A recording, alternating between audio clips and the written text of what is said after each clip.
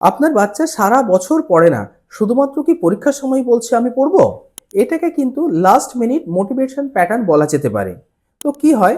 ধরুন সে সারা বছর যখন তার যে সময় যে কাজটি করার কথা সে করছে না।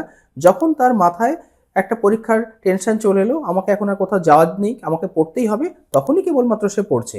অনেক সময় হতে পারে সে এতটাই কনফিডেন্ট যে না আমি সারা বছর পড়বো না, আমি এখনই শুধু পড়বো। তো যেটাই হোক সেটা কিন্তু তার রেজাল্টের উপর একটা ইফেক্ট আনতে পারে। কি হয়, যখন বাচ্চা যে পড়ছে সারা বছর ধরে, অন্য বাচ্চার মতো এর কিন্তু সেটা হয় না। এর হয়তো প্ল্যানিং এ বা পরিকল্পনার একটা সমস্যা দেখা দিতে পারে। আপনার বাচ্চা হয়তো একটু বেশি রকম ডিস্ট্রাক্টেড হচ্ছে অন্য কোনো, ধরুন যে মোবাইল হোক কিংবা খেলাধুলো হলো এগুলো থেকে। আরেকটা কি হচ্ছে, অনেক সময় তার যে টাইমের মধ্যে যে কাজটি ম্যানেজ করা উচিত সে কিন্তু সেটা প্ল্যানের মাধ্যমে করতে পারছে না।